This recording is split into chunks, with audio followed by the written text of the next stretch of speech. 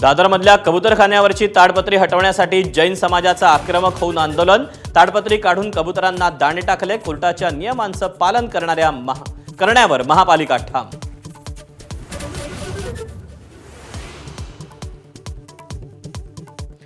ट्रस्टच्या लोकांनी तर बाहेरच्या लोकांनी राडा केला। सहपालकमंत्री मंगलप्रभात लोढांचा दावा, आंदोलकांना आणलं कुणी? मनीषा कायंदेंचा सवाल, तर आंदोलक हे पाकिस्तानातून आले होते का? रोहित पवारांचा टोला।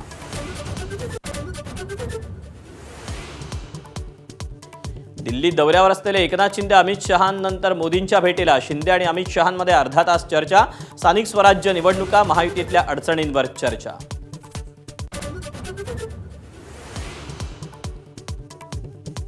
उपराष्ट्रपती निवडणुकीसाठी शिंदेंच्या शिवसेनेचा एनडीएला बिनशर्त पाठिंबा।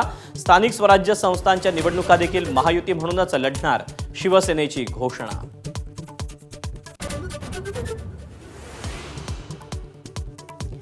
तीन दिवसांच्या दौऱ्यासाठी उद्धव ठाकरे, रश्मी आदित्य ठाकरेंसह दिल्लीत। उद्या इंडिया आघाडीच्या बैठकीत घेणार भाग। राहुल गांधींसोबतही होणार डिनर डिप्लोमसी।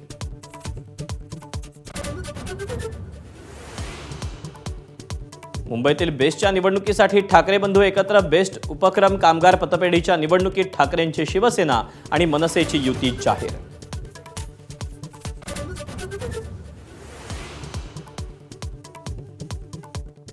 मुंबई उच्च न्यायालयाच्या न्यायाधीश आरती साठेंच्या नियुक्तीवरून वाद।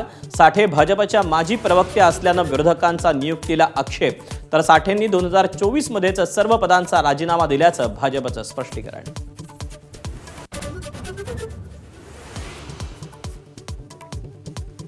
खालिद का शिवाजी सिनेमाविरोधात शिवशंभू विचारमंच कोर्टात जाणार।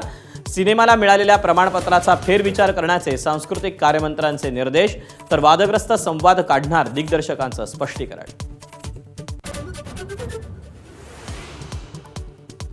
कोर्टानं आदेश दिल्यास आणि मठानं सहमती दिल्यास महादेवीसाठी नांदणी परिसरात पुनर्वसन केंद्र सुरू करणार। मुख्यमंत्र्यांच्या भेटीनंतर वनताराचं निवेदन। नांदणी मठाच्या स्वामींसोबत वनताराच्या सीईओंची बैठक।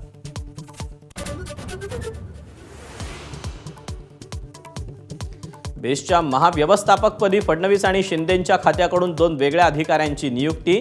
मुख्यमंत्र्यांचा सामान्य प्रशासन आणि उपमुख्यमंत्री एकनाथ शिंदे यांचा नगरविकास विभाग आमने सामने।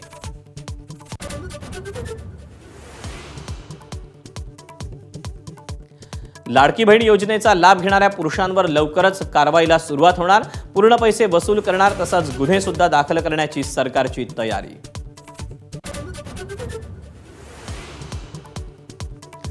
उत्तराखंडमधील पुरामध्ये मृतांचा आकडा 5 वर, 100 जण अजूनही बेपत्ता।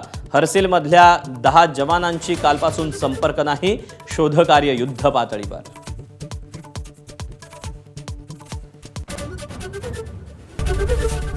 एबीपी माझा, उघडा डोळे बघा नीट।